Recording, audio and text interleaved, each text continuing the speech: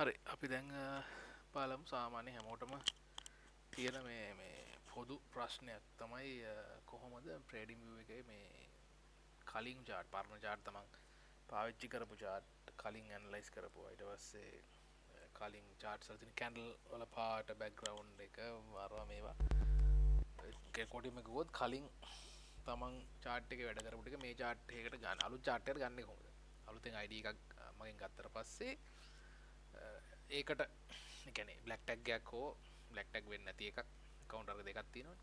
ඔය දෙකෙන් කොයි එක ගත්තත් ඉතින් අපිට පරණ chart එක ලෝඩ් කරගන්න අවශ්‍ය වෙනවා. ඉතින් එතකොට ඒ එක් කරගන්නේ කොහොමද කියලා අපි බලමු මේ අලුතෙන් ගත්ත ට්‍රේඩින් view එකේ දැන් මේ ඉන්නේ. මේ අලුතෙන් ඕගොල්ලෝ පර්චේස් කරපු ට්‍රේඩින් view එකේ ඉන්නේ. අලුත් ID එකේ ඉන්නේ ප්‍රීමියම් එකේ. ඒතර මේ තියෙන ප්‍රීමියම් එක ප්‍රීමියම් එකේ වැටලා තියෙන මේ account details වල අපි ඉන්නේ. මෙතන ඕගොල්ලන්ගේ මේ ටයිමර් එක වැඩ කරනවා. ඒ ටික එහෙම තියෙනවා ඉතින්. හරි. එතකොට කොහොමද පරණ chart එක ලෝඩ් කරන්න බලමු. අපි එතකොට පරණ chart එකට යමු. එතකොට මේ තියෙන්නේ දැනට මම ඕපන් කරගෙන ඉන්න මගේ පරණ කියන්නේ මම කලින් තියෙන ට්‍රේඩින් view මේ chart එක. මේක තමයි කලින් එක. ඒ කියන්නේ වැඩ කර ඉන්නේ කියලා හිතන්නකෝ. එතකොට අපි කරන්න තියෙන්නේ මෙන්න මේකේ මේ arrow එක තියෙන්නේ මෙන්න මෙතන. මේ arrow එක තියෙන තැනට ගිහිල්ලා මේ arrow එක ක්ලික් කරන්න. ක්ලික් කරාම මෙතන එනවා sharing කියලා බටන් එකක් තියෙනවා. ඒ බටන් එක සාමාන්‍යයෙන් off වෙලා තියෙන්නේ. මේක ක්ලික් කරලා ඒක on කරගෙන මේ copy link කියන එක ක්ලික් කරලා copy කරගන්න. ඊට පස්සේ ඔයගොල්ලෝ දැන් අලුතෙන් හදාගත්ත account එක මේ තියෙන්නේ. අලුතෙන් හදාගත්ත account එකට යන්න. පරණ account එකට ගියා. ඒකෙන් අර විදිහට copy කරගත්තා. copy කරන් අලුත් account එකට ගියා. ගිහිල්ලා මෙන්න මෙතන මේ URL එක තියෙන තැන අලුත් account එකේ මේ URL එක තියෙන තැනට ගිහිල්ලා අර copy කරගත්ත එක link එක paste කරන්න. හරිද? paste කරලා මේ paste and go දෙන්නත් පුළුවන්. දැන් paste දීලා keyboard එකේ enter ගන්නත් පුළුවන්. දුන්නාට පස්සේ ඕගොල්ලෝ කලින් chart එක මේ අලුත් account එක උඩට load වෙනවා. කලින් chart එක අලුත් account එකට load වෙනවා. මෙතනදී සෑහෙන ප්‍රමාණයක් මේ trading view පාවිච්චි කරලා experience තියෙන කට්ටිය පවා හරිද එක්ස්පීරියන්ස් තියෙන කට්ටිය පවා ගොඩාක් කාලට කරගෙන මට කරදර කරන එකක් තමයි මෙන්න මේක ආවට පස්සේ මේගොල්ලෝ මේක මේ සේව් කරගන්න. දැන් මෙතන ඉන්නේ මේ view only mode එකේ. හරිද? ඔයගොල්ලෝ copy කරගත්තා, paste කරගත්තා. නමුත් මෙතනම හොගාලා වැඩ කරන්න යන්න එපා. මෙන්න මේ copy කියන තැනට යන්න. හරිද? ආයි පාරක් මම කිව්වොත් පරණ chart එකට ගියා. ඒ chart එක අර මම පෙන්නපු තැනට ගිහිල්ලා ඉවරලා එතන sharing button එක on කරලා copy කරගත්තා. ගෙනලා link එක මෙන්න මේ browser එකේ ඔයගොල්ලෝ දැනට වැඩ කරන ඔයගොල්ලෝ අලුත් chart එක උඩ paste කරලා ඒක run කරගත්තා. කියන්නේ paste කරගත්තා. paste කරලා enter ගහලා run කරගත්තට පස්සේ මෙතන ඉඳලා මේ හොගාලා මේකේ වැඩ කරන්න යන්න එපා. මෙතන වැඩ කරන්න ගියොත් මේ machine එක stuck වෙනවා. සමහර කට්ටියක එහෙමත් වෙලා තියෙනවා. ඒ නිසා මතක ඇතුව මේ copy කියන button එක press කරගන්න. හරිද? copy කියන button එක press කරගත්තාම ඔයගලන්ට මේ layout එකක් එනවා. ඒකට ඔයගොල්ලෝ කැමති නමක් දෙන්න. මම දැන් V කියලා දාලා දිනවා. ඔයගොල්ලෝ කැමති නමක් දීලා අපි කියමු සමන් කියලා කෙනෙක් ගත්ත කියලා සමන් කියලා නම දීලා හරි කැමති නමක් දීලා මේක save කරගන්න. ඔන්න save කරගත්තට පස්සේ ඔයගලන්ට අලුත් window එකක් open වෙනවා. මේ පරණ ඒවා close කරලා දාන්න පුළුවන්. අලුත් window එකක් අලුත් window එක අලුත් මේ අලුතෙන් මේක refresh වෙලා account එක ආයෙනවා. දැන් ඔයගලන්ට වැඩ කරන්න පුළුවන් තත්ත්වෙට මේක ඇවිල්ලා තියෙන්නේ. කලින් තිබ්බ ඇත්තටම මේක සේව් වෙන්නේ නැතුව. ඉතින් ඒකට ගොඩක් අය කරගෙන වැරද්ද තමයි ඕක එතනම වැඩ කරන්න යන්න එපා. මැෂින් එක ස්ටක් වෙලා ට්‍රේඩින් ස්ටක් කරලා එන කරදර ගොඩක් එනවා. අනිවාර්යයෙන්ම මේක සේව් කරගන්න. සේව් කරගත්තාම මෙන්න මේ වගේ ඔයගලන්ට පරණ chart එකම එනවා. දැන් උදාහරණයක් විදිහට මේ මෙතන මම ඉන්ඩිකේටර් දෙකක් දාලා තිනවා. ඒ ඉන්ඩිකේටර්ස් එනවා. ඊපස්සේ මොනවා හරි ඔයගොල්ලෝ chart එක ඇනලයිස් කරන්න තියලා දේවලුත් එහෙන් පිටින්ම එනවා. හරිද? සම්පූර්ණ වෙනවා.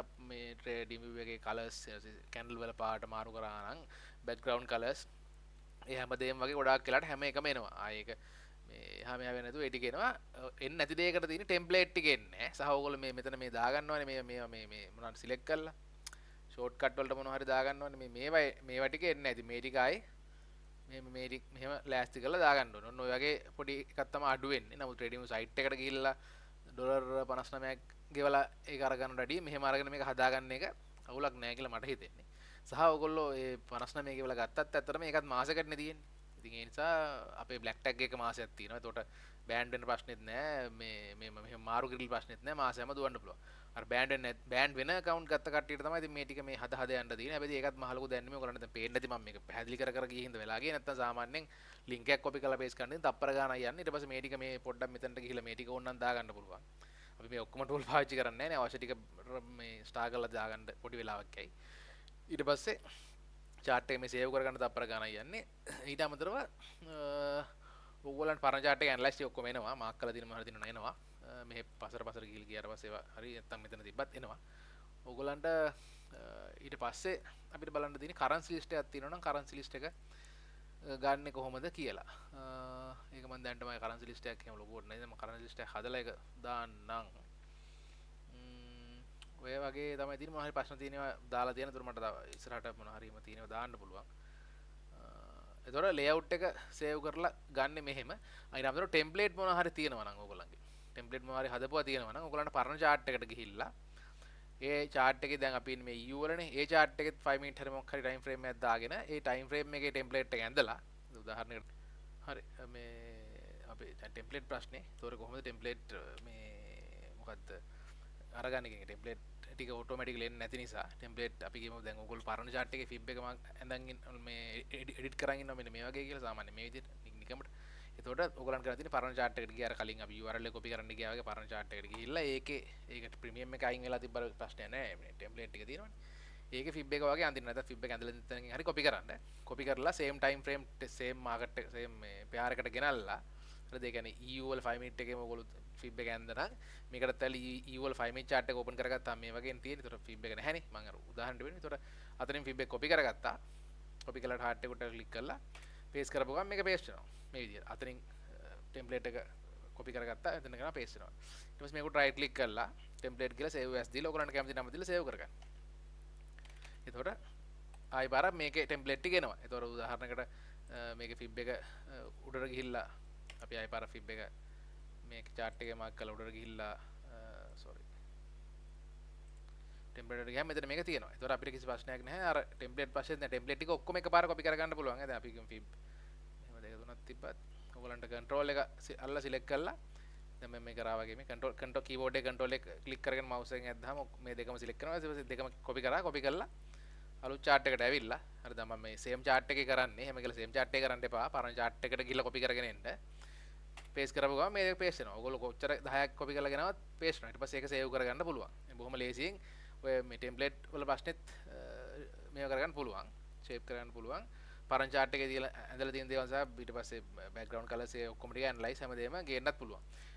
ඒතර ඕක තමයි ඔය මේ පරණ data කියලා ඉල්ලන කට්ටියට කියන්න තියෙන්නේ. ඒතර currency list එක කොහොමද ගේන්නේ කියන එක අපි ඉස්සරහට බලමු. එහෙනම් thank you.